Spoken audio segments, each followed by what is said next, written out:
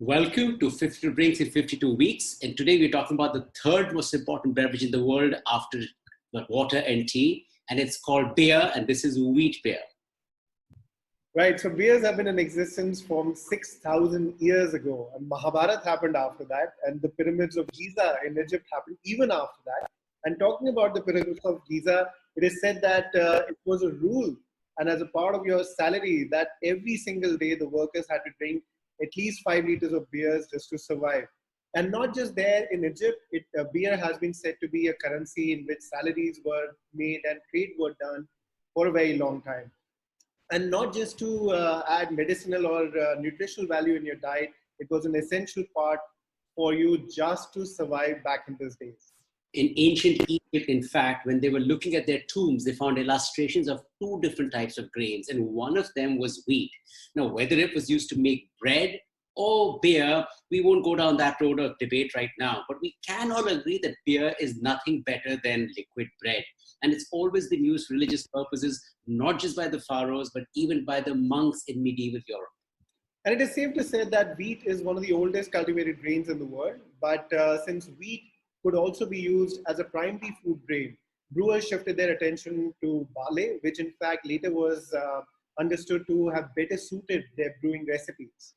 And this was when that mouth fumbling word, the Reinheitsgebot, comes in, the German purity law of 1516, which is established just to ensure that people don't end up using food grains to make beer, and that the beer making was fixed and standardized to four simple ingredients: water, yeast, malt, and hops. So you're saying it can probably said that this is what brought systematic agriculture into our civilization, be it thanks to beer or to bread, just a food for thought. So Weissen beers, as we knew them earlier, they've been there for 600 years, but there was a family that had the commercial rights to them, and they were brewing it like a family recipe, and it was very closely guarded.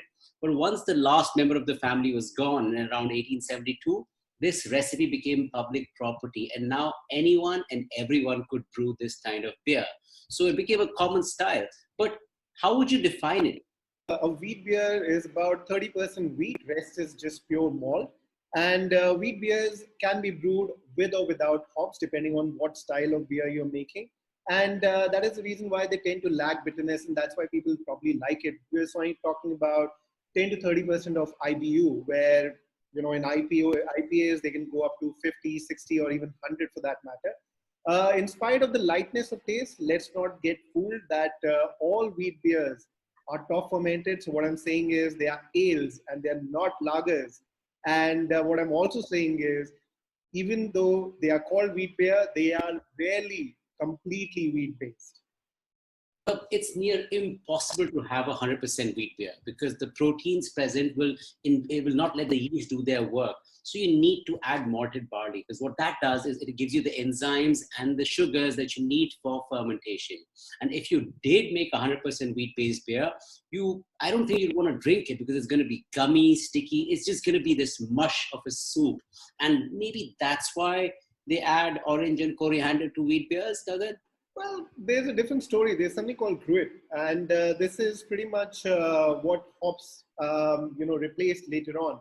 So gruit was basically this mix of spices and herbs and citrus fruits and even other things that acted as a preservative, but it also added more body and additional character to every producer's wheat beer. And I think it's just a style that has lived on, and this is what even today people say that they love. Every wheat beer has its own style. I was talking with Ketan from Brewport in Bombay, and they said that their most selling beer even today is wheat beer. And think about the bigger producers like Bira, or more crafty ones like White Rhino. Everybody has a wheat beer, and even Kingfisher has finally entered the race now with their bottles and pints and cans of wheat beer. So, well, I, as you guys saw, I was too early to pour, and I started off with a White Rhino. So that's me here with the White Rhino wheat beer. And then, but I had others that I pulled out. Well, they're drunk now, but this is the one from the relatively new one from Community, which is now coming in bottles, and a slightly older one on the market called White Owl. So yeah, definitely a very popular style and great for any time of the day, I feel. So this is mine. Gagan's pouring himself another one there. But I was That is getting the teased mark. by you sipping on your beer while I was just sitting there and looking at you. But now I Like, have mine. This is a Spanish brand called Mahu, and I think this one is made in Rajasthan now. And the trick with wheat beers is that they are extremely fizzy, and because they are clouded, you have to have them super chilled, and you have to pour them with a lot of patience, which was adding to my weight of having my first sip of beer probably in 5 or 6 weeks now. well, let's have a sip. So what I'm having here is really a very fresh, clean, really crisp. Like this, the piercing, prickly fizziness to this beer. It's still really fresh, nice talk. I'm enjoying that. It's not too heavy on the coriander and orange peel sort of aromas, but it's still got a nice creamy texture to it. I've personally loved White Rhino always, and I think it's a good mix of that fresh yet sort of rich style that's very easy to drink for sure, and not very high on the IBUs. I think about 20, maybe 18, 20, but that's about it. And the one that I was having, I think it looks a little more clouded than yours for sure. But there's a little bit of yeast settlement that I can see at the bottom. And this is, very clean style. It has got a very clean structure, very crisp, fruity, extremely fruity. And again, as we were talking about just the general style of wheat beer, that bitterness is not something that is, clogging your palate, making you come back to it. But what style of beer do you think yours is? Is it a Hefeweizen or is it a wit beer style? I think it's on the Belgian lines. I think. I mean, that's what the. I mean, they call it the wit Belgian style on the bottle as well. So for me, I'm more convinced about that creamy, easy, fun style. Very traditional, but I think it's a nice interpretation of it. I really personally like. I'm enjoying it right now. And as you said, beer Right. is very rare. But yes, you're right. Just because you spoke about the style. So wheat beer is the Flemish style, and basically how it's sort of signified is it's got unmalted barley. It's generally spiced with coriander, orange peel, and it can be cloudy because these are bottle conditioned, which means there is some yeast left behind, which might still ferment in the bottle. And that's the style I'm having. The one that I was having, it seems a little different. This seems more like a Hefeweizen, where Hefe basically is the German word for yeast. So as you say, suspended yeast, which we can see from the side of the beer as well. And it is a little more fruit forward. So you're looking at bananas and cloves and all of those sort of flavors, much less a bitterness, more amount of fizziness, which also sort of acts like an acidity that cuts the malt induced sweetness. Is there any other style that you can think of?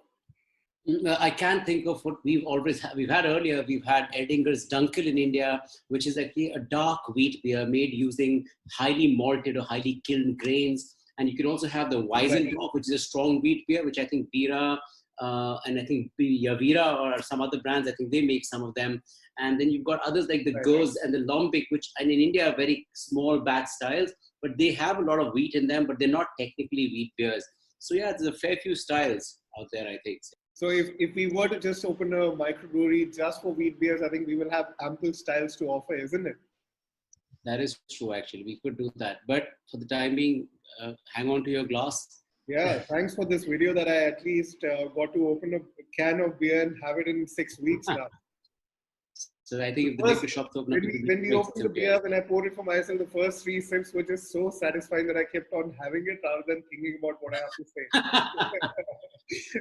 Well, 52 drinks for 2 weeks. This is the week with wheat beer. And hope you enjoyed it. And we'll be back next week. Till then, Gagan, cheers. Let's enjoy our beer. Cheers. Cheers for that.